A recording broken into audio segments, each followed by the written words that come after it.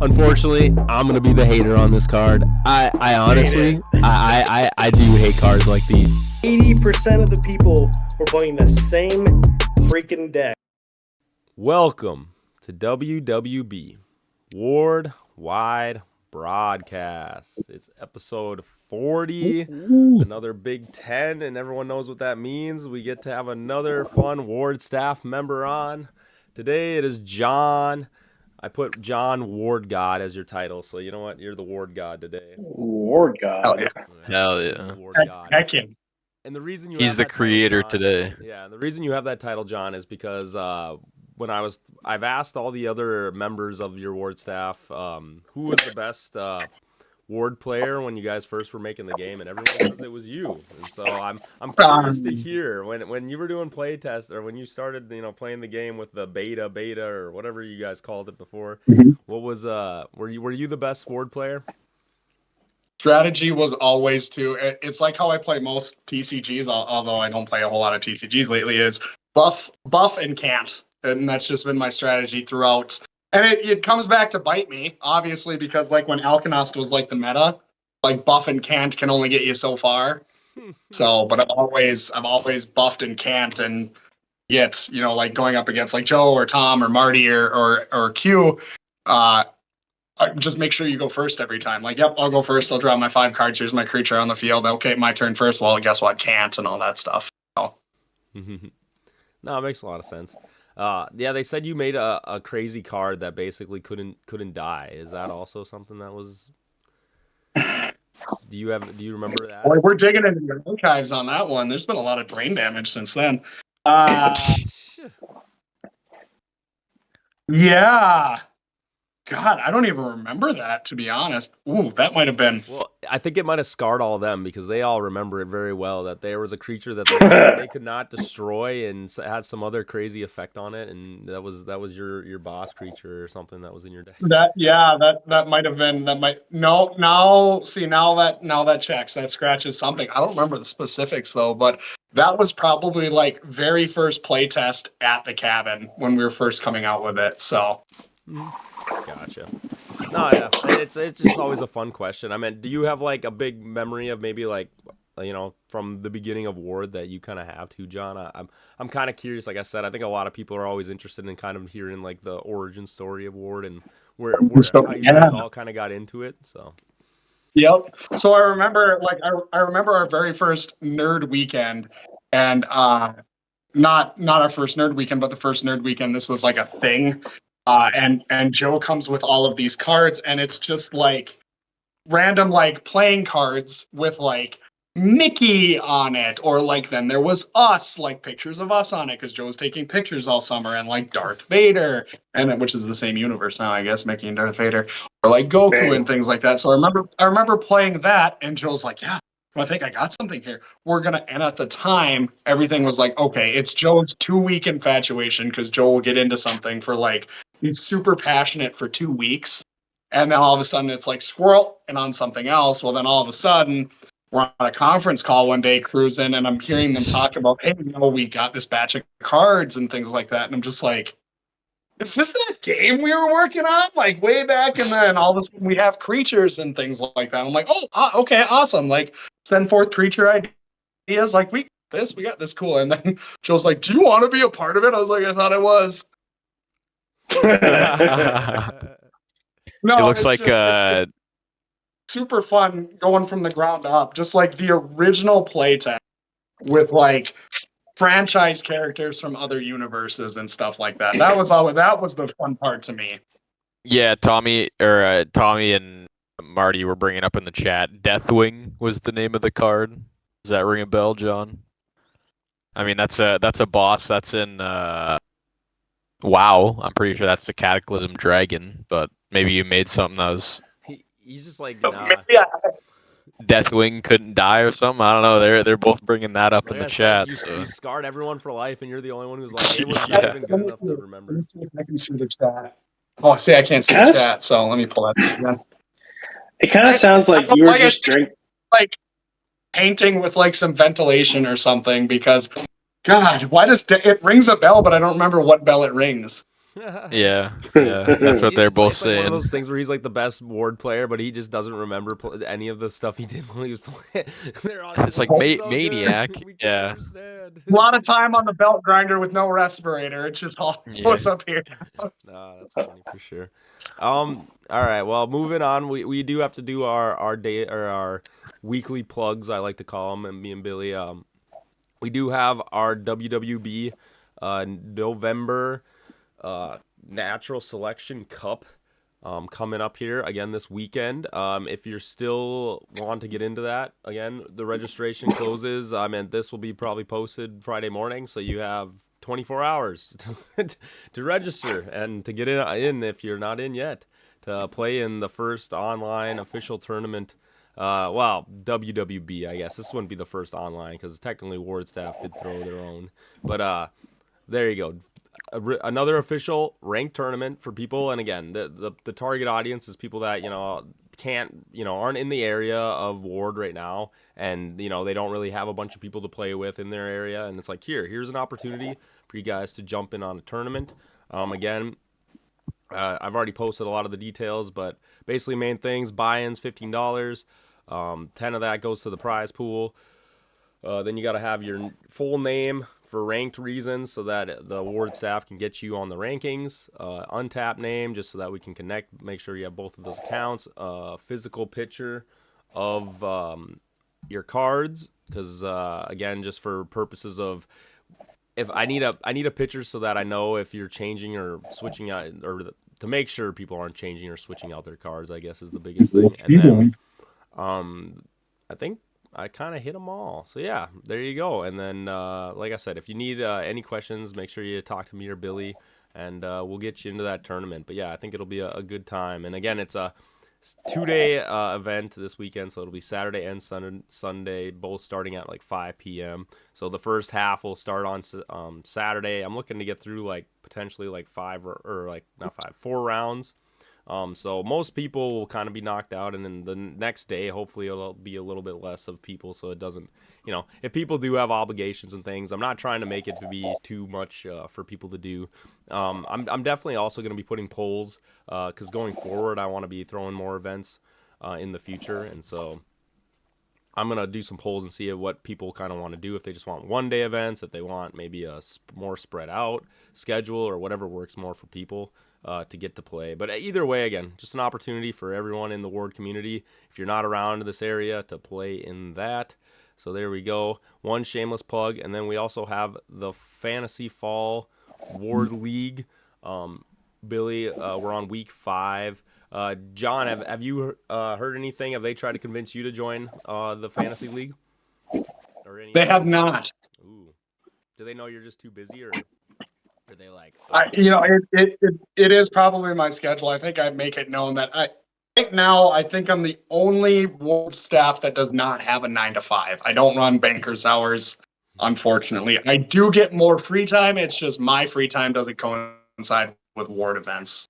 No, makes sense. But I mean, hey, you do what you can and help out. But yeah, I mean, if you ever do get some free time, though, I mean, I think everyone gets pretty excited for these fantasy leagues that Billy throws on, and we usually get one of the Ward staff in there. Right now, we have Marty playing in the fall league. But again, it's 6 weeks of a regular season, so this is week 5, and then so we got one more week, and then we're on to the playoffs. So. For everybody, it's pretty exciting. And again, if you want to, I have my games recorded. Usually, I kind of make like a little like journey of my playthrough. So if anybody's interested in watching that, they can definitely go on our channel and find those videos.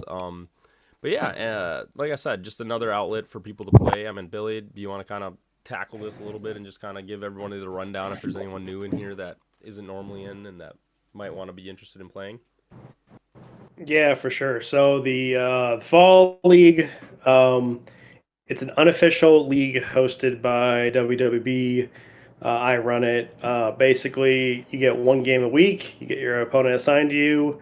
You get to use any cards and untap. You don't have to own them, hence why it's unofficial.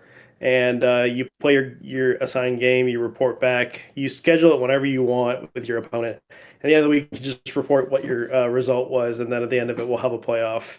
And then there's cash prizes at the end, plus a special prize for last place. And if I'm correct, I think Marty is currently in last place, so he is trying to get that last place. I don't think he's won a game yet, so I think Lenrod, you know. isn't Lenrod also? He's kind of on the mission to get there too. I think he's only. Oh, you know what? No, that's right. Marty beat Lorne, who's Lenrod. So Lenrod's actually last place right now. Lenrod's going for that special prize. We don't know what it is. Marty. Yeah, Marty's saying, what? Did Lenrod win? No. You're right. I forgot. And then Adam said, why is Wardstaff always in last place? Well, LB's helping. He's in second to last. So The shade. Shade. Either way, it's you can't enter the fall league anymore. It's just once it starts, it goes on for 6 weeks plus the playoffs. So we started it with the summer league in the summer. It was a big success. That's why we did the fall league. We got more players. So wouldn't be surprised if we do more seasonal leagues. So if you missed your chance to play in this one, there will be another opportunity. And I think everyone's having a pretty good experience so far. I mean, I can't wait to see the video posted of me beating Harry today. So. Yeah, well, we might delete that one from the file. Don't worry. Okay. We can't be showing that kind of stuff to Oh, everybody. no. Nah, just kidding. We definitely will get it up there. I got to put my wins and losses, because it's definitely. There's a reason no one recorded the Ward Bowl. Come on. No. We can't record when Harry wins. Yeah, speaking of the War Bowl, Tyler, just to kind of pivot from the fall league, I mean, John, I kind of want to get your take on it. How did you feel? Like, I know you just brought up like, oh yeah, this was just kind of like a dream idea of Joe's that just kind of manifested into this, and it's like, how did it feel to be like, oh yeah, now we have this like Ward Bowl, this official event that kind of like comes at the end of the year, and it feels like an actual like sport. It's like, what was your thought at that point in Ward? It's great. I was like seeing the turnout. I was amazed and happy at how many people showed up because there's always with any event there's like there's I mean as far as like our goes for like a basic event, there's people that say they'll show up, there's people that show up. It's great, but going from over the last couple of years, going from a paper and pen idea, hey, let's just see, and it's me, Joe, and Marty up here, and Tom down in the cities, going to these different stores and peddling a product and basically saying like, hey, are you interested in it, and getting turned down and things like that. Going from that to now we have like our great like core group of fans and now we have customers in every state in the country and things like that. Wild. Just wild. No, for sure. Yeah, I mean, and like going forward with that too, it's just like, I don't know, for you, Billy, like, Tyler, it's just like, I think it is kind of cool. Like I've never been in that experience myself until the Ward Bowl of just like, oh yeah, here's a finals, and it's just like, okay, here's an event that we all can like participate in that really like kind of like, what I would say is like a capital moment of like Ward that like really like put it on like I would say like a pedestal almost. It's just like it just made it feel even more grand like when we got there. I mean, how did you feel with it, Billy? Like just being like, oh yeah, there's something to kind of look forward to at the very end of the season, I guess you could call it, for Ward. Yeah, I mean, it was a lot of fun. Wish the result was different for me, but it is what it is. It was really fun because like the very first tournament season award, there was no award bowl. It was just determined on who could play the most tournaments, basically. So, and there wasn't really a prize for as a T-shirt. So having an actual because Tyler, if that was the case for that season too, Tyler would have definitely had the win there. Holy moly, with all his wins. I mean, the only gripe I'll ever have is that they didn't post the record, but I don't feel bad that there is a tournament at the end because, like, whatever. But I did have like 53 wins. Pretty cool. Yeah. Well, but yeah, it is basically just whoever shows up to the most tournaments. Well, except for the fact that the tournament, like, I got second, even though, so technically all those tournaments were pointless, but it's all right. No. But I mean, there's a bracket at the end to like, you got to earn it. So yeah, of course. Like you got to get lucky on that day. I think like as Billy was pointing out and you guys are talking about, it's like, yeah, it's like I think both things are really cool. It's like Tyler just being able to show it's like this is the height of how much effort and energy you can put into the competitive scene of Ward, and then at the same time having this like I would say milestone or like this like a big event that really just like kind of like makes that whole year all come together into one big event. I think definitely is like a good showcasing of where Ward can be, and like after experiencing that too, it's like, oh yeah, this is exactly what I want out of Ward. Is like I want that to be like the experience that everyone gets to experience going into it, and I think it's something that makes it really special, And so it's like I definitely want to see where the next Ward Bowl goes and who all will be participating and what exactly it'll all look like, because I'm sure it'll just keep growing and growing and gaining more and more traction. I'm sure that's what you're looking for, right, John? Is just like, oh yeah, let's keep getting this thing bigger and bigger. Big. Yeah, that's the idea. Is just it's kind of how we were from the beginning. Let's just see how big we can make it, how far we can go. Like, hey, maybe one year the Ward tournament is in the Minneapolis Convention Center, things like that. Just massive. Mm-hmm. No, like you said, I think the sky's the limit, and I'm hopefully, like you guys said, like with all these cons that you guys have been doing and all these things, it's like I'm sure you're seeing that it's just like, oh yeah, we have something special. Let's keep making it grow, and let's figure out how long we can run this thing for sure. Yep. But Just keep on seeing. And I mean, people seem happy, and the success keeps going, and we're generating new customers and new businesses, and that's really the thing is focusing on, as important as each and every customer is, and I love each and every individual sale we get. It's so rewarding when like a store or like a chain picks us up and things like that, because then we're just getting exposed to more and more players and things like that. And that's personally my favorite. Is I love all these conventions we go to. I love the person-to-person interaction. I love when I can explain and pour my passion into someone else. That phrasing on that one. I love when I can explain my passion to someone else and just kind of really reel them in, and them going from, oh, I'm not really interested, to, oh, these cards look kind of great, and hey, you want to play a demo game? Sure, I'll play a demo game. And then all of a sudden they're buying 3 boxes, and I'm just like, all right, I guess you like it. Nice. Well, I think the best thing about Ward, I mean, I've played quite a few TCGs that are on the market, and when you go to, I mean, even one of the most recent one that came out, Riftbound, the new League of Legends card game. When you play these card games, you almost feel like you're playing another card game in a way. You never feel that way with Ward. So a lot of people, myself included, when you see, oh, another TCG, especially one that's kind of smaller, you're like, oh, I've played a game and it can't possibly be as good as like something from but giant company. And then when they start playing it, they go, oh crap, this is a completely different feeling than I've ever had playing a different TCG. And I think that's the thing that really sucks them in, and something that you guys really just hit the nail on the head. Yep, I had this at TCC. I had this father. He's an older dad and like a younger son. He must have been like 10, 12 years old or whatever. And I could tell that dad was the one that really liked TCGs. And I'm sit him down for a demo after explaining to him the game a little bit. And he's like, okay, so it's really all just about who has the stronger creature. And I'm like, nope. It's like, watch this. And his son actually pulls out, what was it? Was it a Mythosaurus or something like that? Or was it? I don't remember. But dad had Giga, and then, I can't remember.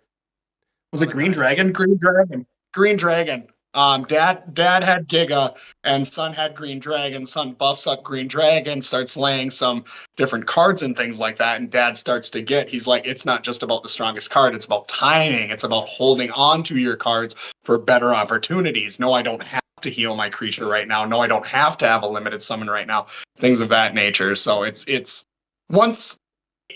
fun, we have 2 cards, creature and magic cards, and then people will automatically assume like, oh, okay, so this game's fairly basic, but it's as basic or as complex as you want to make it. And I think that is what lures people in a lot too. Right. Yeah, I think that is a lot of the time you hear that. It's like, oh yeah, originally you get that like, oh, it's pretty simplistic. You just hit creature on creature. But then it's like, yeah, I think once you actually like get into the library, and I think I've seen a lot of that with a lot of the new people that are getting into Ward, it's like they realize there's like, oh yeah, like there is a lot of depth to this game. There are a lot of card effects, a lot of magic cards that it's like you really got to think about the way they work. And I think, as we go forward with like this remaster, and I kind of want to pivot over to Gen 3 because I'm curious on getting your take, John, and maybe some cards that you've made in this Gen 3 or help make. I guess I don't know the whole process of how you guys exactly go through this, but I'm sure there's something that you've put in on. And so maybe if we want to talk a little bit about how Well- Gen 3 kind of relates to the Magic and stuff. Oh, Billy, what do you got? Before we jump in, I just want to check on chat. Do we got any questions to answer? True. See, I can't see I just chat. seen that. Yeah, you guys can pull up the Twitch stream, but I got. I mean, Adam said that Tyler is first in our hearts, so thanks, Adam. Appreciate that. I disagree. And then he also said he enjoys having the no cost to play Magic cards for the most part. And the cost part comes from summoning better creatures. So kind of just saying that no mana system, which is also something that you guys advertised a lot, which is Yep. a really big thing. No lands, no energies. Yep, huge. Huge. But yeah, aside from that, I think we're good to keep going. Heck yeah. Been trying to keep chat updated.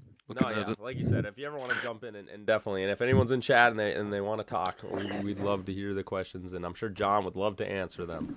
Right, John? You're the number Send one me question. questions. You're the number Send one. me. Don't make them too hard though.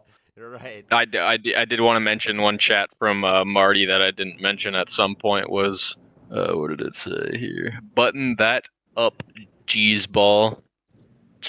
Oof. Marty, Nope. you're asking for the wrong Nope. thing. The buttons come down the more they're requested to go up. But speaking of buttoning down, yeah. So, John, what cards were you kind of responsible for in Gen 3? Like, is there any ones that you kind of want to highlight or talk about that you can come to your mind when you think about it? So if you really pay attention to like not only my play style but also like my promos, you'll know that for some odd reason I'm the furry of the ward staff.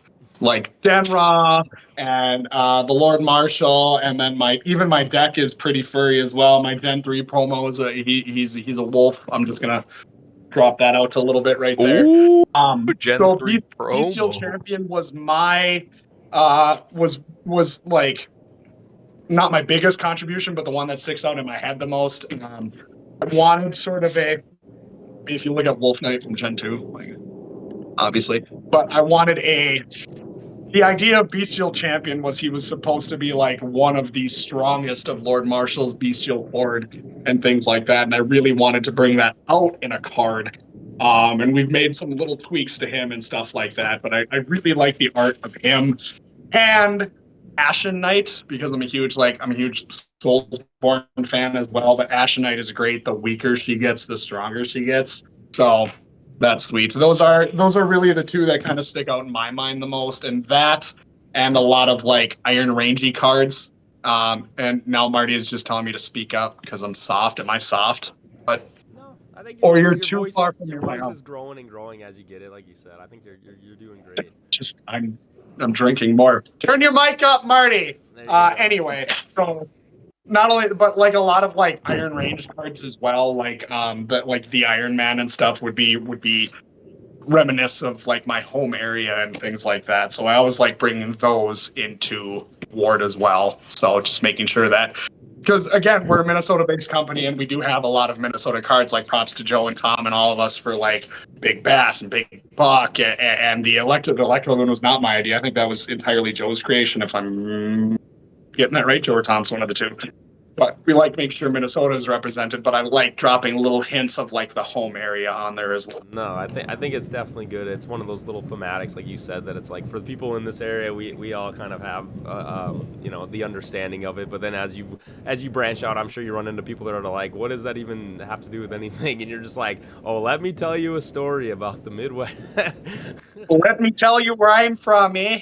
No, exactly. Yeah. I find it sounds like you're pretty big into like the creatures end of it. I mean, would you say you focus more on, designing creatures than more of the magic, or? Correct, because I'm really good at coming up with creatures and like as long as they don't have any effects. Because my creature effects start to look the same after a while. I get like 10 and then they start repeating. It's like, oh, I already did this before and things like that. But yeah, I'm definitely more of a creature than a magic guy, even though I focus primarily, like my deck is primarily magic cards. I think I'm rocking 13 creatures, 17 magic or something like that. But it's the analytics of effects. That doesn't make you a magic guy, John. Tyler runs 3 creatures and 27 magic. So if you want to be a magic guy, you really gotta tone down those creatures. Yeah. My cemetery has 100 HP in it, and that's it. Yeah, you see my eye. He said 13 creatures. My eyebrow went straight Yeah, up. I saw that too. Jesus. So no, so yeah, it's the analytics of Magic cards because like I want to come up with an effect like, oh, I draw this card, I can pull a card out of my set every turn. I can pull a card out of my cemetery, and then it's really Yeah. the one that's like, no. Read what Well, I you think just I said. You mean, know how strong that card would be, and I'm like, you're right. So I'll stick with well, what I primarily yeah. I creature. mean, we don't design a card game, so obviously we don't really know. But I mean, just judging from even the beta that we played in a couple months back, and then seeing some of the new cards, it really is hard, designing a card because the certain thing. I mean, you do as you get more and more sets, you don't want to reuse ideas, so you want to use new things, but then new things can become like obviously any game or anything, has to deal with power creep and Yep. designing abilities just becomes harder and harder because something could just completely break the game. Correct. And you need the other thing I run into is that every creature that I want to make is like a unique creature. He's like, like the fire god or the creator or the Lord Marshal, where you gotta have that cannon fodder character. You have to have kobolds somewhere in there. You have to have like your base creatures. And same with magic cards. It's you're gonna find similarities between the generations, but you have to have that. You know what I mean? Even if like, okay, Yeah. I'll make a common boots. Let's just say they boost your speed by 3. Well, then I'm going to make uncommon boots a couple generations from now. They boost your speed by 4. And some people ask, well, what's the point of just it's like, well, you have to have that. Otherwise, you're going to run them up with at a certain point. Well, and I John, think kind of what's your favorite card?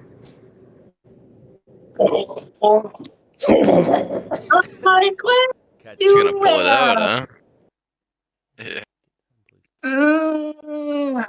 It's a toss up between Man Owl. It's See, they're gonna think I'm gonna say creator right now, but I'm not gonna say creator, even though I really like the creator because I mean, obvious reasons. It's got to be Man Owl or Mysterious Door. I love the artwork. Like, I'm not even talking like effects. I love the artwork of both of those, both the old art or the old art of Mysterious Door and the new art. But I love Man Owl and Mysterious Door. They're just two of my cards that I usually try and keep in a deck. Yeah. Nice. So like, Hell were yeah. those also It's a cards good that card. you kind of came up with, like you said, Mysterious Door, Man Owl, or no? No, it ended up being cards that other members created. Is that kind of how the flow goes? Is usually you're just like, ooh, you actually made a really cool card, and now I want to make it my card. Absolutely. Like I'll keep. I was rocking Lord Marshall and Denra for a long time, but I'm trying to break out of my common playing style of just like strong creature and try and work in like a little more tactic as well. Because the strong creature trope, it gets old. Like you'll get people like some very new players at these conventions. They'll buy a couple packs. They'll come in the next day and they're like, "I want to play your personal deck," and it's my creator deck. And I'm like, I've had this deck for years. Okay, we can play, and it's just no fun to play against because it's like I already know how this is going to turn out. I know that I need to buff this. I know I need to keep the creator on the field or my second strongest card on the field. I'm just trying to find like more tactics. So yeah, I'll end up using like cards that other people have designed and things like that, or typing some ideas because that's what I'm doing at tournaments. When you guys are playing, I'm watching your decks. I'm like, I like that idea. Don't like that idea. That's too complicated. Good job for you for figuring that out. But so things like that. Alkenosts. Yeah, I mean, I couldn't do. I okay. couldn't do. I couldn't Yeah. do it fast. Alkanos. Yeah. The hardest deck. That was the hardest deck at the Yeah. Ward Bowl, just so you guys know. It's the Yeah. Alkanos. Hey, Don't worry. hey, top two. It got first and second. So you know what? Elkanos decks are pretty good. Yeah, I don't call my deck an Alkanos deck. Don't put that slander on me. The Put that on Alchemist me. is purely a tool for the But greater as good. you say that, You sorry. use them as your tool. I use their death as my tool. We're As you say different. that though, John, when you're talking about just making cards, these stronger cards and stronger. I mean, I feel like at least my impression of Gen 3, it feels like they really went like, hey, let's make these cards stronger in general, and it just feels like a lot of the cards are just like got a little more to them, you know, than it, like you said, than just like this is a vanilla creature. Yep, Before there's before more. you Go ahead, sorry. okay, I just want to bring up one thing before me and Billy would like doppelganger, man. You brought him out. You guys brought him out back. You brought him out back. What's that about? You know?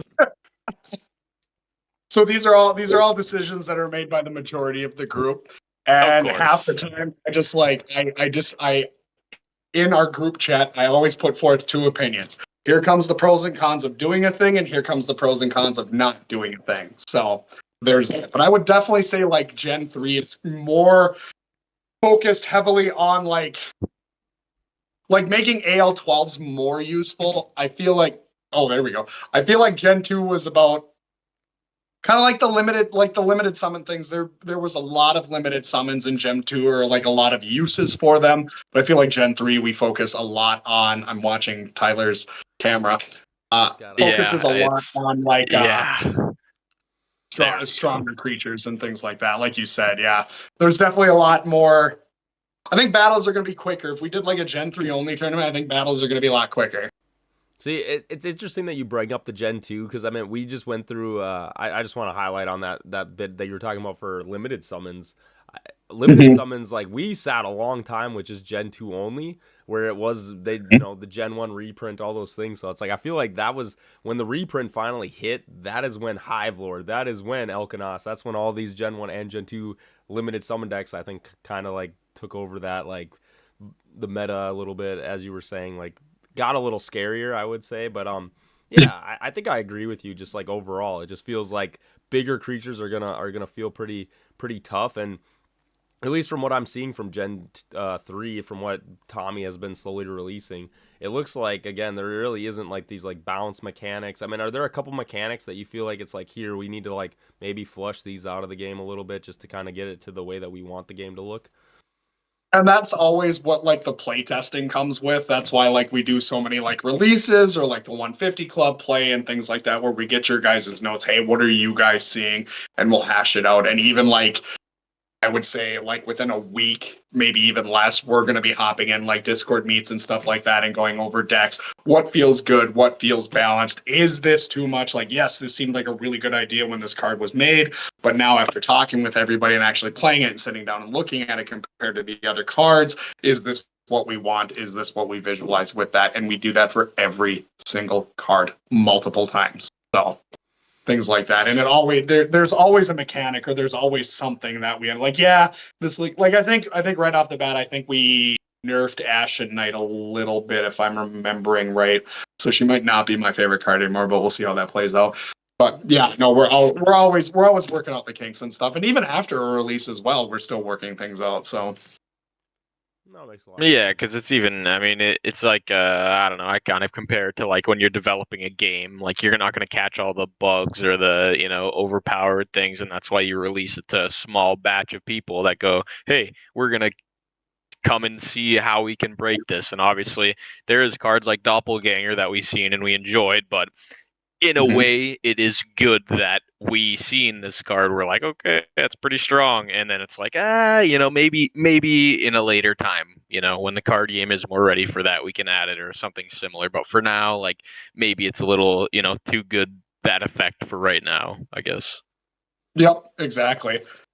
And that's I mean that's like I said, that's where our fan base is so huge, and that's why I love our fans and I love having a Discord. I love being able to connect with you guys rather than we're just like a corporate email that people can reach like a Pokemon game or something like that. I love having the direct feedback. Even more helpful than like, hey, this game is great is that this game sucks, and okay, tell me why it sucks. Okay, great, we'll take that under advisement. Thanks for that. Maybe I can use that in a future date, things like that. So it's always great.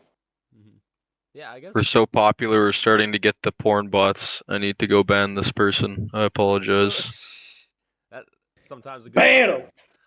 How about That was Billy? my Yeah. Billy, can I that just was my very first run with Discord back in the early days of the Ward Discord. I'm like, I don't even know what Discord is. I get an invite from somebody to some group, and all of a sudden I get porn spams through all of Ward group, and I'm like, I don't know what I did, but I need to get a new Discord now. So Yeah. Banned. See ya. rough? Get Get banned, out of my idiot. chat. How about you, Billy? Do you got any maybe questions or something that you're thinking about for to ask John and just Say something, Billy. We want to hear Billy, the Billy Hughes. Yeah. Give us a sneak peek of a Gen 3 promo. Give us something. Feed the people. Yeah. Oh. Jeez. Ooh. Whoa. Yeah. Don't look I at your will- text. Hey. Hey. I Don't look did. at your phone. I gave you a sneak peek of my promo. Did I not? Tell us more. I said Tell us more. it's going to be great, didn't I? Wolfman. I don't know how that happened. I'm not Werewolf. actually a furry, but it turns out We I like like stats, things. you know.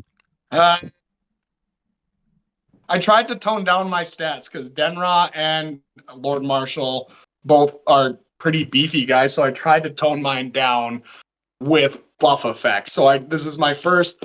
I'd say this is my first promo with that delves into, and we're still ironing out. Tom yells at me at least once a week that I have to change something about it. I say once a week, it's like once a day. So I'm probably gonna get fired. I think you'll be all right. But this is my first delve into like creature effects. So, or I should say like a concentration of creature effects. So I'm trying. If it turns out to be trash, at least the art is good. I've seen the art; he's great. So, and Hell yeah. there's Bloodborne themes in there too. So if you guys have played the game, if you're a fan of the series, you'll recognize it. No, by the sounds of Like it, that. it sounds like you're gonna have a pretty flexible card, and I think a lot of people in the ward staff, or not ward staff, sorry, the ward community like those flexible cards where it's like, I mean, you have Billy with Bunnysaurus, you have a lot of people like that. Shapeshifter, I think it's a Gen 3 one card that also exists that has like Yep. different Yep. modes to it. Yeah. And I think if that's kind of Yep. what your promo sounds like, I feel like a lot of people will probably really like that promo, just because you get the flexibility of multiple things that it can do. Hopefully, yep. And Fabricio killed it on the art. I've not been quiet. I didn't like the art on Lord Marshall because it's not originally what I created. But I mean, it is what it is. He's still a great card. He still gets picked a lot at conventions, which is great. But he absolutely killed it on this art. I'm super happy with him. He did great. No, I found it over the weekend. We had the Crack Pack starter pack tournament, which I want to get to here at the end of or later in the episode. And when we were there, Joe told me that Tommy he's a big fan of the old art that you guys had at the very beginning of the game, and I was kind of surprised that Tommy was someone who like kind of wanted to hang on to that old art. I mean, how do you feel about, like you said, Fabricio's art? I know you brought it up, but it's like, do you kind of like the look now of the game? Then I'm assuming you guys probably all have a little bit of differing opinions on where the art is. As being somebody that creates, I am always a fan of like moving forward. If I see something I really like, I'll get stubborn and I'll like want to keep it. That being said, I've not been displeased with the majority of any art we've had. Seeing like the old Minotaur, like the hand drawn like old Minotaur, that like I love the nostalgia of that. I also like the direction we're going. Fabricio, I don't think has ever seen a dragon in real life, because if you notice his dragons, they're all just a little wonky, which is awesome. That's his particular art. I'm not knocking it at all. I like the way he's evolved in his art. Just noticing the difference between like Gen 2, Gen 1 remaster, and now his Gen 3 art. I mean, he's progressing so much. He's getting better and better and better as he goes. And I'm just super excited to see how far he takes it. That's me. I know everybody has their thing they like sticking with. I just like seeing where we're going. You know, if we have something that I absolutely hate, I make it known. I'm not one for pulling punches. I'm very blunt. I'm too old to, for lack of a better term, pull my punches. But I've liked everything we've done so far. I've not been displeased with the majority of it, and I'm just super excited to see how far Fabricio can go. John, have you seen a dragon in real life? Yeah, I have actually. Once or twice. Just checking. Thanks. It was on that one show on the Discovery Channel. Really. Come on now. Dragon Tales, and also the documentary Game of Thrones. Like, come on. Right. Yeah. Of course. My bad. Nah, for sure. No, that's the running joke. Because what's the one I always, is it Dragon Tamer or is it Dragon Rage? I always like that's my running joke because I don't think Fabricio's seen a dragon in real life, and everyone's like, "Shut up, John." That's always my thing, because he does Well, I things think extremely. that the time drag, or not, what, Dragon of Time, Dragon or of Time. whatever the Yep. pro, yeah, Yep. he's a little, he almost like looks like he's a jack dragon, you know, he's a little beefier than you'd expect. Hey, we've Yeah. never been to Ward. We don't know what the dragons are in the Ward universe. You know what I mean? That Fabricio gets to be that guy who decides. Draws women very well. Yeah, I agree with you on that one for sure. Yep. Speaking of cards, and what would you say, John, is your favorite Gen 3 card that you've that what one's kind of sticking in your head? Oh yeah, no. So this one I do have to go with Ashen Knight. Ashen Knight sticks in my head. I like, because I normally play low health anyway, so I like just getting her down below 40, and then really like then she's kind of she's an animal, and then keep enough cards in my deck that I can get her back out. But she kind of sticks out in my head. That and Gluttony. Ooh, Gluttony yeah. is a really good one. Like I think Gluttony is going to be in a lot of decks. So we were just talking about Gluttony last week or 2 weeks ago. Time's kind of funny with me. But yeah, Gluttony and Ashen Knight I think are my two favorite ones. How about let's just go around. Billy, what's your so far from what you've seen from Gen 3? What card really sticks out to you? What card sticks out to me? I don't know why. I like Mistletoad. I know it's not posted yet. I haven't even seen that image yet, but I can already tell you, It's I don't awesome. Care. I don't care what it looks like. It's never gonna win me over. So I don't. It's got his little dude, his little frog. He's got a little army helmet. He's got a couple missiles. He's got one job: is to kill your stupid birds. Okay. Tyler, what's your favorite Gen 3 card so far? I think Bait will be pretty good. It's a nice addition to Oh the yeah, game. bait is good. I like that a I lot. also like that they reworded the text so it's a little bit more not up for question now. It's like, here, this whole turn, rather than, does this need to be played at instant speed before I play a creature? It's just, no, play it, and then you could, like me and Adam were talking about earlier, it's like, oh, you want to sack a creature this turn, you play an assassin, get a free attack in, assassin dies, bam, now you bring out something for one sack for free. Pretty good. Yep. Nice and efficient. Mine definitely has to be, what is it, Deer Crow or whatever. Yep. The big buck scarecrow thing it's gonna be my favorite because I love Big Buck. I knew that one would be your favorite too. I love Big Buck from Gen 2, and you know what? I'm loving the Crow. Since there's no Elkanos, another version of Elkanos, otherwise that would be. There, we'll just throw that in there as well. I will say that is Casey. that going back to what Tyler said about like the wording of cards is, aside from like spelling and grammar and like card balancing, it has to be like the wording of cards, because we'll have a card that'll sound very official, and then like Tom will post it, he goes, how does this sound? And I'm like, people are gonna have problems with that. They're gonna, you have to make things. Well, you can't So leave that there anything could up be, for question. You there can't you leave go. anything You up. can't, Yeah. just when you read it, it can't be interpreted any other way. Yeah, it has to be, and it's like crazy because one word could change the entire effect of a card, and it's like, oh, I forgot about that. Yep, and prior it episode- pops up in a tournament all the times. Yeah, in a prior WWB episode, we had Casey on, and I think he brought up the whole thing of like, there's a couple cards right now that it's just like they don't really specify like, oh, when does this effect go off? And it's just like, yeah, I think as you go forward, it's like at the end of combat, at the beginning of your turn. It's like those kind of things. Just because I know me and Billy, we always go back and forth about, we don't want it to have a big box of text like Yu-Gi-Oh, but it's like we want it to have like at least enough to be like, here, let there not be confusion. Well, it almost becomes a skill as you guys develop the game. It's like, how can we use the most efficient amount of words to get everything that we need to across in the fewest amount of words? Becomes kind of hard. That's why it says editorial manager on my business cards. Yep. Hell yeah. I do want to give props. I do want to give props for Cat Cow that card got reworded, and I think when we did the play test, it was a little confusing. But now with the way that you've specifically worded it, plus added the coloring into the different text, I think it's very clear what it does now. Yep, and that was the other, like, that coloring has been like in design for like a while. Like we want to make sure we're highlighting like the key mechanics of the card and of a game and of the game and things like that, so they know like summoning is a thing, or things like that. Just having the important parts of that card highlighted so people know. Right. So Well, and it adds consistency to the game too, because then people know like, oh, I can see that this specific thing is kind of like the main idea with this card, and it just adds a little bit more understanding and easier to read in the game.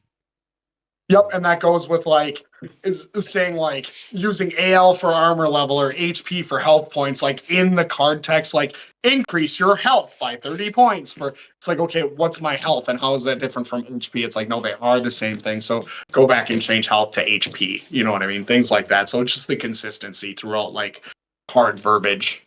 No, makes a lot of sense.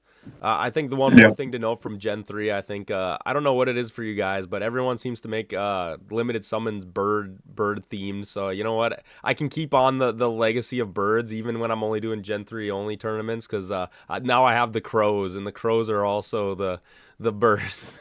So, The crows are cool. The crows are cool. I like crows. there we go. Crows are cool. Crows are Now cool. the birds will convert even more people because they're even cooler than the Elkonos. So let's go.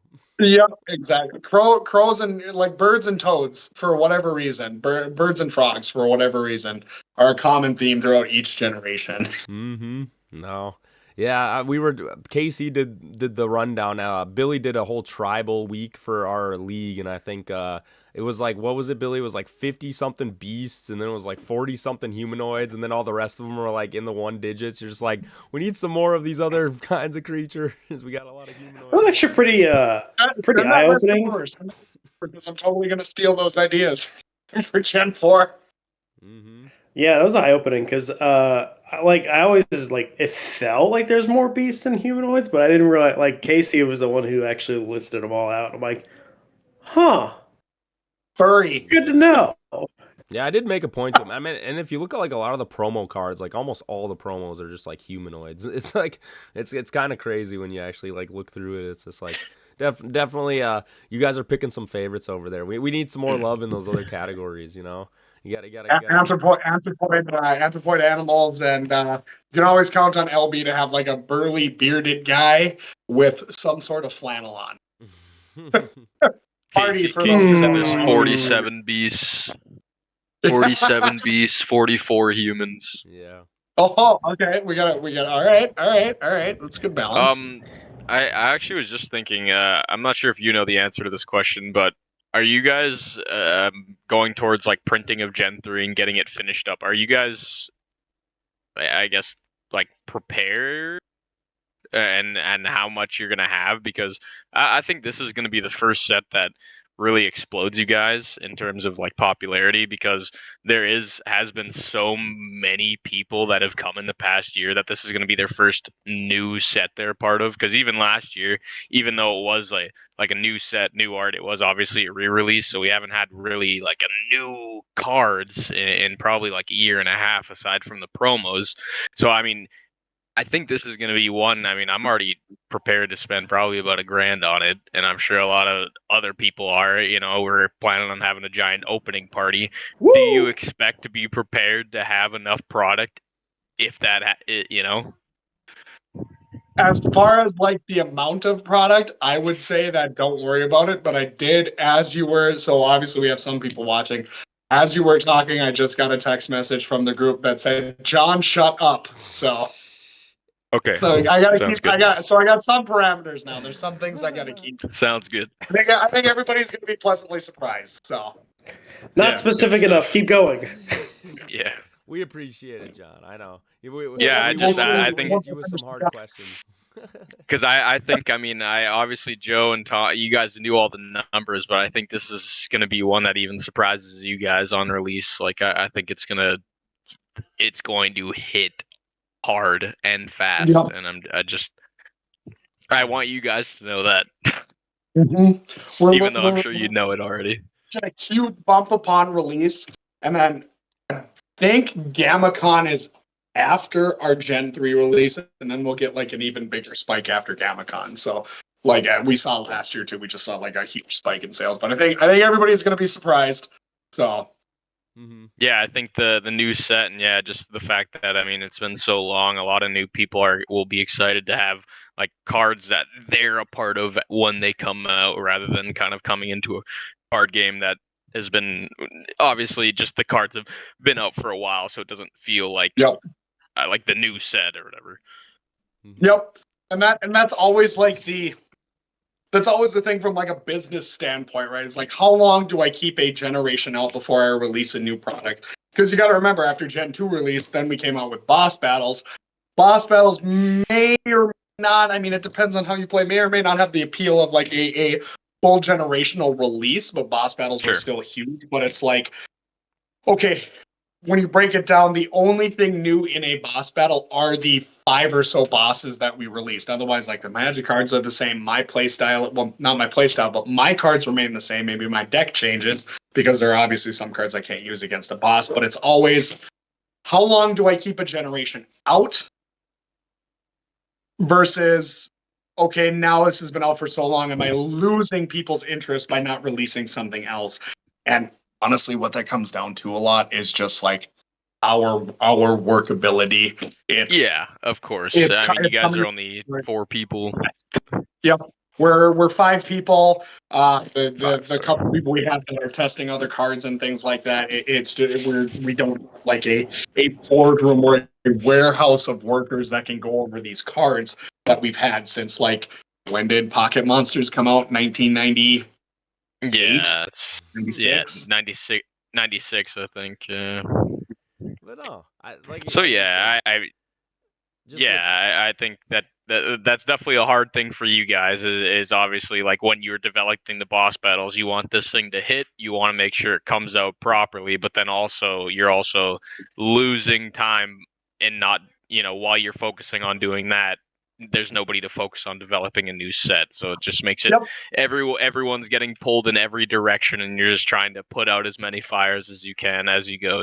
I would say Yep. Which can't be easy. I would say, jumping off of that, I would say, like, personally, I kind of do like that whole, like, I mean, I know it may be a little too long of like a year-ish time period, but it's like I do find that, I mean, I know a lot of people come from Magic and a lot of these other card games, and I think they definitely spit out way too much things that where it's just like you almost don't even get to fully experience. Like I look through the time that me, Tyler, Billy, we've all played through Ward, and it's like so much development of the game I feel like has transitioned, has changed. Nothing felt stale to me as we were going through it, of like, okay, we found out this mechanic, and then it was like, oh, now there's this new I shouldn't say mechanic, but found out like this new card combo that is strong, right? And then it's like, oh, now this thing's strong. And obviously you guys have had to make a couple changes here or there to maybe adjust it, manually, I would say. But for the most part, I would say with like Gen 2 is like pretty successful, where there was a lot of things like, I mean, just recently this whole double hit tactic. I don't know how much you know about it, John, but basically, like, you can attack one creature, kill it with double hit, and then get to do another attack on the new creature. It's been in the extended description, It's buddy. been there Read forever, it. whatever. But like I'm saying, just in general, like it's something that has existed. You're right, Billy, and this is really making my point. These things have already existed in the game, and they're just now being found just because the game it's had that life cycle of being able to go through enough time to find all these things and adjust it. It's cool that you mention that, because the interesting thing about it also is that Ward is still small. So when games like Magic and other games that are coming out with stuff every 1 to 2 months, they have millions of people looking over every single thing all the time. Those things are going to be picked up way faster. We have a obviously much smaller community than that. So even when we do find cool things, we're not going to find everything. If you 100 times that player base, that double hit thing is going to get found way faster. Way faster. Like a couple, like, it's, yeah.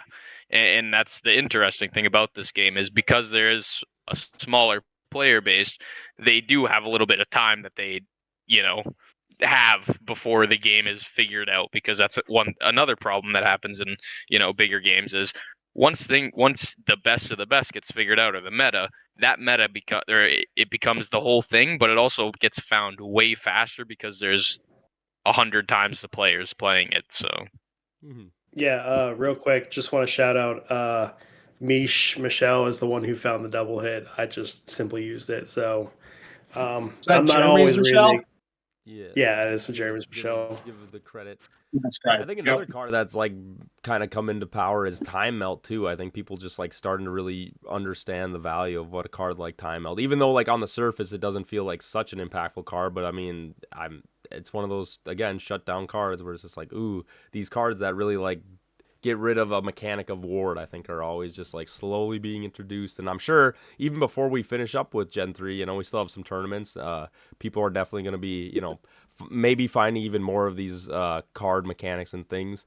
I do want to pivot. I think we covered Gen 3 pretty well in terms with that. But we did have a tournament, the Hobby Town. I know Joe, John, sorry, you weren't there. But it was the first crack pack or starter crack pack draft.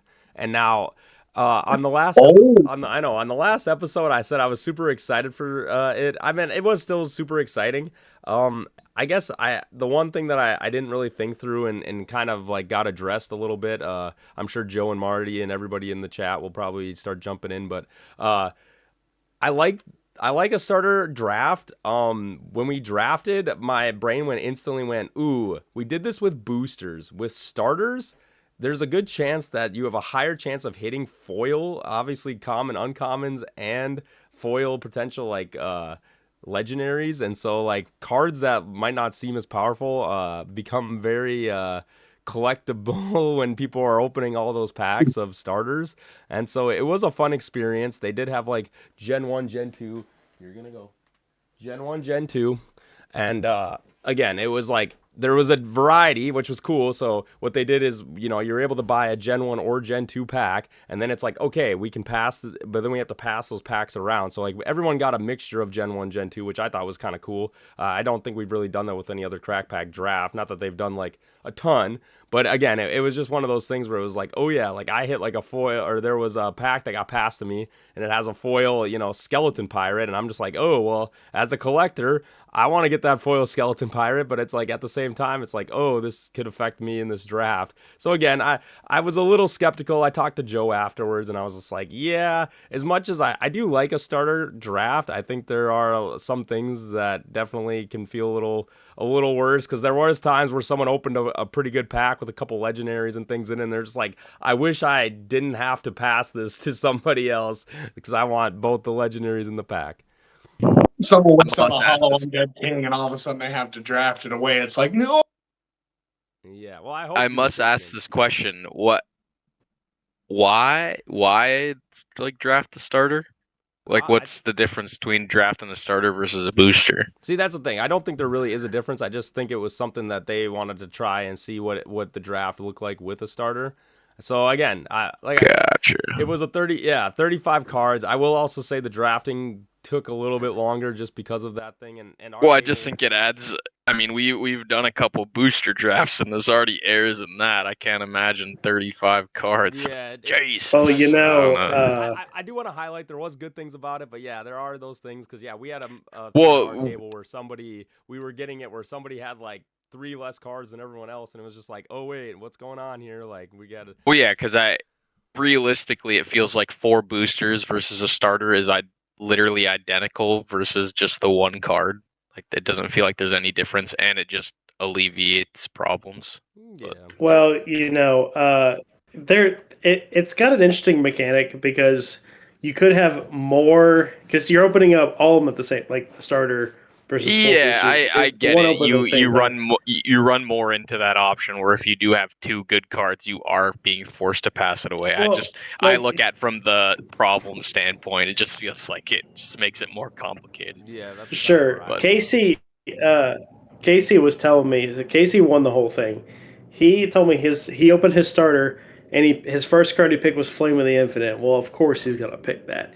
And then his stack that got passed to him had a Holy Light in it, and I'm like, what? What did you pick? that made you pass a holy light. Like, Yeah. holy Yeah, well, like you crap. said, Which kidding. means they it's probably not got just- like a jacked starter, well, you it's know what not I just mean? like that too, Billy. Obviously Casey there are needed another one. Yeah, but there's Yeah, people, right. Another holy I light. will say, like the crack packs usually tend to bring newer audience, and there was a good turnout. I think we were pretty close to like 20. I think we had like 16 or 17 people, and so it was like there were some new people, and like obviously not everyone knows like the best. Like they don't know what a legendary is or whatever. So it did happen out like that. I know that Michelle had a pack that had 2 legendaries in it, and one of them was a Giga, and it literally. Oh my I was on the God. opposite end of the table, and somehow it got passed to like 5 people before it even got to me. And No, I still was able to come just grab the on. Giga, and so it's like I think it's one of those things where it's just like it's hard to say how well it is, and like you said, I think if anything, that's kind of the thing that happened more at the day was just like everybody's like, how did you get that? Right? It's just like how did that not come out of your starting pack and you got that? And either way, like you said, it's interesting. I wouldn't say it's like the worst way to do it, but I do agree with Tyler. I think boosters just kind of do eliminate a lot more of those like confusingness aspects to it, or just like bad feelings. Because I said some people like right as Michelle opened the pack, Well, was like, it feels she was like freaking out over there. you what? Well, I was just thinking in my head. This is like the rich man draft. You basically just do starter packs, but then you take all the rare slots, and then you just do 3 of those. Like those are your packs, are just the rare Oh wow, are the yeah, rare that slots would in be the starter interesting. pack. That's the rich man draft, No, exactly. where you basically just pull the back 8. What is it, like four starters? So it'd be like $100, but then it's just you're drafting That'd from be Well, like I said, crazy. 32 it rares. was interesting. Honestly, if we had to do it again, I'd probably say yeah, just stick to boosters. But I like you said, I mean, they wanted to try something. They wanted to try it, and I totally. It's like, hey, I'm always down to try new things and see how they play out. But yeah, I would say it was. Yeah. John looks like he wants to get a little bit in here. What do you got, John? I do. So going back to like how the legendary makes it all the way around the table. Last year, almost a year ago, when we were doing Gen 2 testing and stuff like that, I cracked a pack. Evil Queen came out. I passed Evil Queen. Evil Queen being a legendary. I passed it. Tom goes, "Who called Evil Queen?" And I'm like, "See that legendary, my bad. So sorry." So part of that Are you could thinking of be a different like, card? Evil Queen's yes, a I did. rare. Sorry, Evil Yeah, Queen's maybe the. no. It definitely was. It definitely was Evil Queen, but yeah, Did you a guys rare, have not a Evil Queen legendary. at I legendary apologize, at guys. one point? So was it? Guys, I'm I half hope loaded. not. Oh, Destroy a just give magic me a card. second. Hey man. Um, but also like the thing with tournaments is like it comes to that interest. It's like, okay, we've done a crack pack tournament. How can we make a crack pack tournament a little more interesting? Throw a little more vibe, throw a little more flair, throw a little more just something in it to keep the people interested, because we could run straight tournaments every week for 52 weeks and things like that, and you're going to see like a drop off of participation, whether it's Yeah. availability or interest, because after a while the interest just isn't going to be there. I hear you. So it's how do we keep people interested? So yeah, a crack pack starter draft, is one of those things like to test as well. But I mean, Yeah. No, has for any sure. idea? And for like you said, I think, sorry not to cut you off, but I think Joe, Oh, go ahead. he makes it very apparent. He's like, here, I really like the crack packs because again, it just gives new players. It's like here, it evens out the playing field. It's like you don't have to worry Yep. about, oh, I don't own all the cards. I get to pull from the same pool as everyone else does, and we all have to make it work. I mean, personally, as a competitive player, I do. I mean, Billy makes this point too. It's like we did buy cards at some point. It's like the people who do invest in Ward. It's like we want to play those cards that we have Yep. opened and played. So it's like I would say I'm a little bit out of that camp of like, ooh, crack packs. Like yes, they are a great way to get a bunch of new players in, and like you said, where Ward is growing, I totally understand why that is the main. That's the main tournament style at the moment. Is like here we want to get as many new players in. We want them to feel like here there's not this burden to entry. And so it's like I understand that, like why at the moment that is like a very favored way to play. Just back to the tournament, like I said, I think it turned out pretty well. Obviously, you know, we haven't really had other drafts than boosters, so that was the first starter one. So yeah, there were definitely a lot more cards to think about when it came to playing the game. I mean, you're just like, oh yeah, now my opponent should have, in theory, like 8, you know, rares, legendary, all those kind of, you know, rarity cards in their deck. So it was interesting. Decent cards now.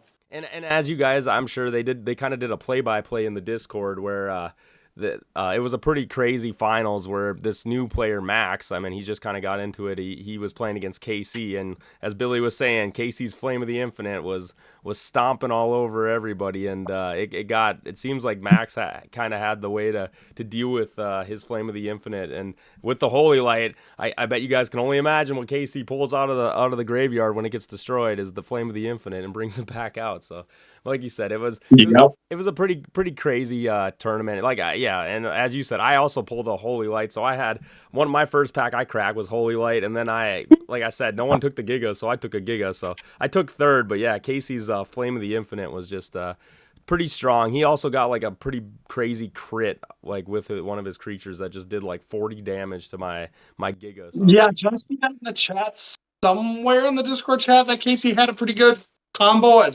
something?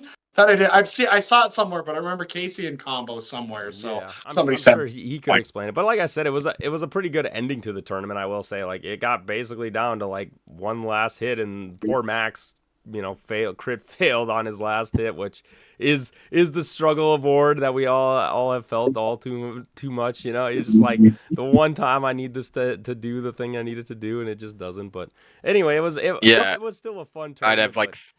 I'd have like 3 less tournament wins if it wasn't for that one last hit, you know? Yeah. Yeah, I swear sometimes that's all it comes down to. In like early Gen 2, but yeah, going back to that, just like not getting it at Twin Cities Con, I was playing. I don't remember his name, but I remember he was wearing an NDSU jacket, and I know I saw them at TCC last year, and they were at TCC this year, but I was playing against him. I had a stacked Dino deck. I had Giga on the field. Giga was super buffed. I just could, and he had Scarlet. I just could not roll doubles. I ended up having to stack Giga for T-Rex. So because T-Rex was buffed, T-Rex had like, I mean, it had Bonfire on it and all that stuff, giving extra dice rolls. And I'm like, oh no, I gotta add everything. And I could not. Statistically speaking, the number of rolls I did, I should have hit a double at some point. The only doubles I ever hit were crit misses. So yeah, the stats don't matter. Adam always tells me even if it says you have a 1% chance, even after 100, your chances didn't go up. No, but anyway. Yep. That was kind of wrapping Be like up. that. I wanted to get your guys' kind of takes on the starters. Like I said, I think the crack packs are cool. I think starters, you know, it can work, but I do at the end of the day kind of agree with. Well, I was when you were bringing up the crack packs and how you didn't like them, I was about to say once you win one, you'll like them more. But yeah, that's fair. But that's the thing. I like gotta get good. Okay, I want to make sure we make this clear. I like crack packs. I like starter crack packs. The draft starter crack pack I think might be cooking a little too much in the kitchen because it like you said, there's a lot of room for error, and I think a lot of crazy things can happen, and a lot of people that are just like, ooh, I really wish I could have just had that whole starter pack that I opened. Yep. I personally think the best like draft is just like like the booster draft where you start with 4, you draft it, and then you get 1 pack like you can buy 1 pack per win. I think that's the best way to play, even though it obviously costs a little bit extra money, but I think it's just the most fun. Maybe that's something we don't do in the future. Maybe we don't do a crack pack starter draft, things like that. Yeah. We're learning as you guys learn, you know what I mean? I just think, like you said, not a lot of people will get to experience that starter crack pack. So it's like, this is kind of what WWB's for. It's like, here, let's talk about this experience that we had with it. And which, again, it's like, I still love doing it. And I think it's cool that they, you guys are trying these, implementing all these different versions of formats and things. And, to be honest, I'm like you, John. I'm going to be very blunt and I'm going to be very honest. I don't think that really is like the greatest plan to go forward because, like I said, I think a lot of more people feel a little bad when it's just like, oh yeah, let me trade away this foil uncommon card that maybe I wanted to add to my collection or but like pass away to a double legendary pack or. I mean, man gets a Man do gets a agree. Giga in a. Go ahead. Well, I don't even remember what I was gonna say. Yeah. Man gets a Billy, go ahead. Giga in a starter draft and says, they're not the way to go. Yeah, but just because of one time Oh, my that's luck what I was hit gonna is say. that way, Oh, that doesn't mean no, that just fixes all the I think the problems starter. later. I think the starter draft, it just takes away from what like a regular draft. Like, yeah, obviously there's that fun at the beginning where it's like, oh, you have 8 cards, you pass it away and you have to pass this card. But then once you're down to 15 cards and everyone's passing around a fucking pile of slop, like I'm not. I don't care what I'm getting next. It's just gonna be a bunch of like stuff that isn't cards that I'm excited to see. Yeah. Not that they're terrible cards or anything. It's just like when I get past like a bug spray and I just went off the high of having 8 epics and legendaries, and then it's like, oh, there's 2 bug sprays and a common sword, and it's just like, like yeah. Well, it just makes the end of the end of your pack like feel kind of lame. It's like it just feels like you're passing around a bunch of like cards that like okay. Yeah. Where if it's like 15 legendary, it makes it feel like it's not that important of a choice, I guess. That's fair. I do want to say too. I talked to Joe, and I was bringing up at the last tournament. I just said, I think these team battles. I think people are really waiting for, and so the second Yuletime Brawl, I know that was posted. I'm hoping maybe that was encouraged him to be like, oh yeah, because we were all talking about. He's like, yeah, it's been a while since we've had like a team one. I was like, yeah, like a year basically since the last team battle one was done, and I think a lot of people like the team aspect. We've never had one where you can bring your own teammate either. Yeah. Well, and or your own deck. And a fun thing with Joe is like we were talking about crack packs, and I was bringing up, he's like, oh, I'm trying to make Ward like faster and fast, try to make it a little quicker of games and things. And I was like, well, with a team thing, it takes a long time. And I brought up the thing, we were talking about starter draft and everything, and I was like, well, what would be cool is if you just cracked a booster crack pack. And again, it's kind of this thing I actually seen Sinister D and Zach do this on their stream, and so I thought that's kind of where it inspired me, is where they would open up packs and then they would just play with their hand. And so I was like, what if you just did like a team battle where both teammates just had their packs that they cracked open, that it's just like that's their hand, like a booster of each of them, and then they have to play on a team, and like basically just try their best to like win with the 2 boosters for each player. So I thought that'd be kind of a cool idea to kind of speed up like 2v2s, but I don't know, it might also slow it down because just depending what you draw. But I don't know, I thought that, like you said, you're talking about all these different formats. I think there's a lot of cool things you could do with it. Yep. And it's finding those formats. And I know I think 2v2s and teams, not that teams aren't 2v2s, but like rather like picked partners versus like assigned partners or drawn partners, is something that we all enjoy doing. I know that's a staple of us whenever we all get together, is doing a 2v2. So yeah, I think we're gonna see, more in the mood to see that coming back in this next year. Things like that, more of a focus. I start slamming things when I've had too much bourbon, so You're a lot of good. this going. I don't know if it picks it up, but I do think, again, back to just like that barrier to entry for a lot of new players. I think, like you said, having an event where it's just like I could get placed with people that know how they're playing, and I think it's another one of those environments where like new players are excited to be like, yeah, I'll play in a 2v2 tournament even if it is a random partner to get involved with it. So. The thing I avoid doing, like, I don't want Harry and Tyler versus going against, people that just walked in the door. Hey, I picked up Ward last week. I dumped a bunch of money on it. I think I got a good deck. Versus Harry and Tyler have like the kinks worked out. Nothing's going to really surprise them. Yep, I've seen that before. I'm just going to walk all over these guys. And then not only that, but these brand new players are going to get walked on over in the consolation bracket as well. That's kind of the thing we want to avoid doing. Yeah. That's fair, but yeah, it definitely feels bad. I mean, after it's like, yeah, if you just go to Ward tournaments a lot, like even last year, and especially once the seeding starts happening in the tournaments, it's like a lot of the games, your first game or second game of the tournament, it's just like I'm sorry, I know you just started playing the game, but like I don't think there's a single chance you could ever have of winning this game, and I do apologize. Yeah, and it just feels bad. Correct. From a me standpoint, I don't like seeing that with new players because they're so excited. Obviously, they showed up to a tournament. They're so excited. They want to see their investment turn out. They want to have a fighting chance. And then Yeah, They but just then it's also like, but they then, thrash. but yeah, then it would also feel bad too, because it's like you know, bring in this tournament, and it's like, oh, I know Harry and Billy are the number 1 and 2 ranked players, but we don't want the new players to lose, so like Harry and Billy want to use sacrifice, and then like also that's not fair either. So it's No, kind of a hard battle. It's all, like I said, it's all about the balance, which is something I'm learning as we go. Like obviously having no experience in like creating creating an industry and like especially like TCGs. My experience with TCGs before Ward, I have a binder of like Gen 1 Pokemon cards. And then like we got into Yu-Gi-Oh! Like I got into Yu-Gi-Oh! In college. I think most people have heard this story, but so what I would do is so I got a bachelor's from the University of Minnesota Duluth. I would go donate plasma on Tuesdays and Thursdays. Yep, Tuesdays and Thursdays. And then after each time I'd donate plasma, I'd instantly go to Walmart or Target and I'd spend it on Yu-Gi-Oh cards. And I had such a bad addiction after watching was the YouTube channel Simply Unlucky. I think Simply Unlucky was huge at the time, like cracking Yu-Gi-Oh packs and things like that. I had such a bad addiction to like opening Yu-Gi-Oh packs. Like that's all until I figured out you could just buy the singles you wanted on Amazon.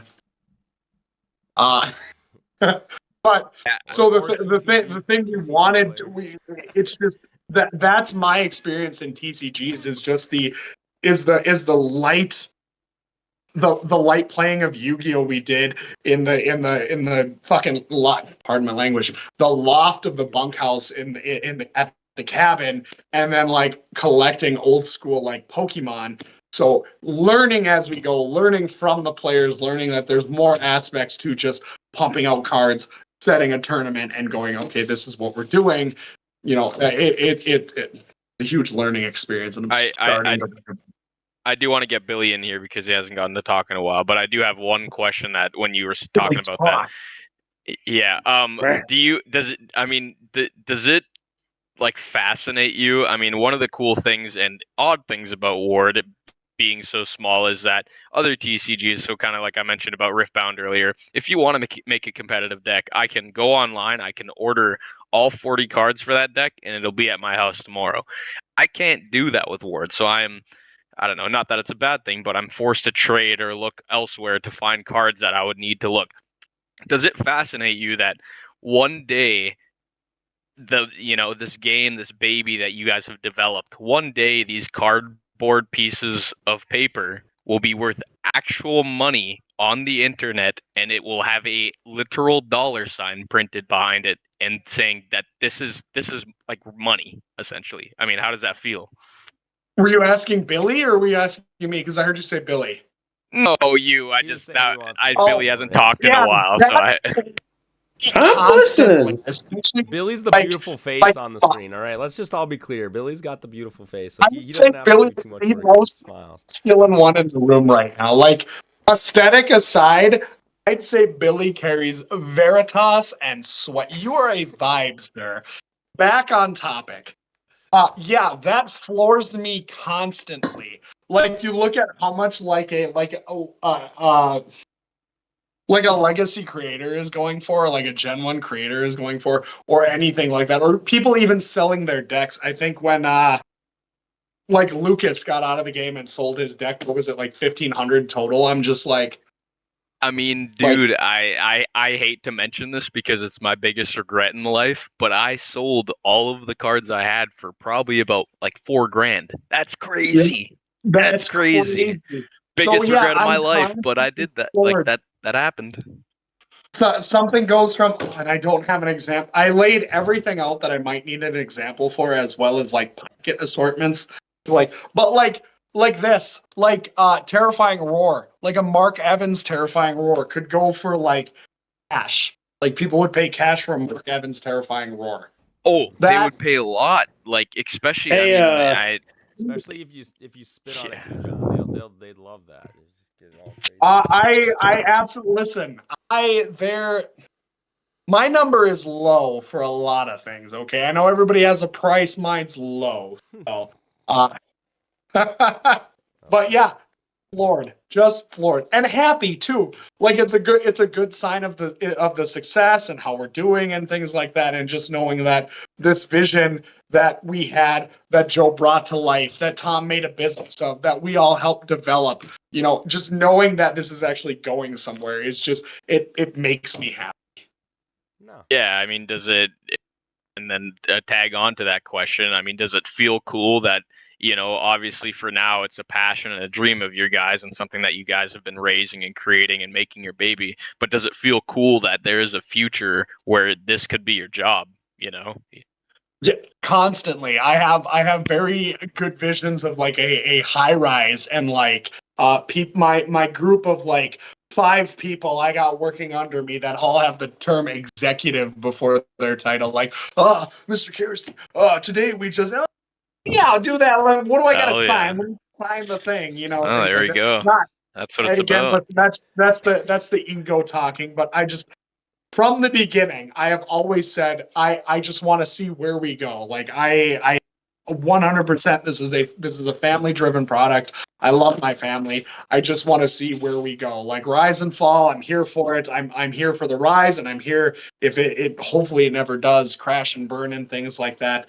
But I'm excited to see. I'm excited for the ride. I'm excited for the possibilities, no matter what they may be. I can't say it. Sky's the limit, baby. I think that's probably a good spot to say here. Let's wrap it up. But I love that. That was probably like your president's speech there, the ward president. You'll be, Chat, write that down. Write that down. Clip you'll that, be chat. we're making John the ward president. I don't know how Joe will feel about it, but you know what? That won me over. I'm gonna be in tears here pretty soon. But with that, guys, do we have any final thoughts? We'll go around. We'll maybe start with Tyler, or let's start with Billy. Tyler says Billy needs to talk. Billy, final thoughts on Doing talk. ward in general. Where are we at with all this? I was gonna actually ask if we had any chat questions. Ooh, hey. Well, we got chat. That's a final thought kind of thing too, Billy. Are you looking forward to the Yuletime Brawl, Billy? Speaking of, while Tyler looks up chat questions. I ain't going to that. It's too far. It's too far north for me. Now that Curious Sorry. It sounds fun. I've had several people say, "Hey, let's be partners," and I just can't go. So, we got a Curious Crow tournament December 6th, Gen 2 only. So, I'm looking forward to that. Yeah, we got to plug them. Dang, right before my birthday, bro. Yeah, come down, baby. December I'll bring a 14th cake to the I tournament. think that's probably right around after. But yeah, If anybody wants to Yuletime bring Brawl. cheesecake to that, it's the way to win me over. Plain cheesecake. There we go. John, I will bring cheesecake if you come. You guys need to make some kind of cheesecake ward card, and there you go. Quit. I think I'm the only one that likes. Oh, You also need to make some like top the tater or something. Like you said, you like your themes of up here. We need some more to get some more themes. I'm expecting them. I haven't really seen any from these the Gen 3 yet. I'm sure there'll be some ones that will stand out. But Skull. HP. What do you mean? That down. I haven't seen that one yet, Billy. Sorry, I don't know what that one does. But Oh my bad. It's an equip. It'll come out. It's there.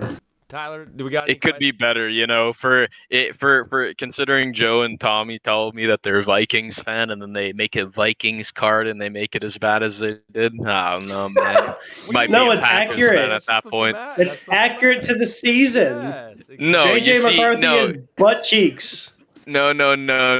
Okay, the next set there better be a card called 9. So legendary, and it's the best card in the game.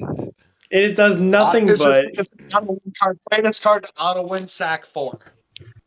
All right. See, this is the best part about having a card game, Billy. You don't have to live in the real life. You can make a card where the Vikings win the Super Bowl, and you can love it. And Dragons. You don't have to live in the real life. fake. Billy, goddamn.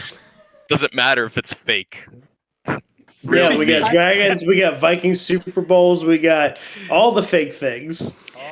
Everything, all the good stuff happens in the Ward world. It's a Yeah. fantasy game. You can pull whatever Oh, you want. also a Lions Super Bowl too. I'll throw another fake thing out there for Adam. All right. There we Yeah, go. right. All Yeah, right. This is episode 4. That's my final thoughts. Move on. WWB. John, great to have you on. Like I said, now we just need Q, and then we have the full completion. So with that, yeah, I think we'll call it on that, guys. But episode 44 WWB. Have a great night. Oh, for you.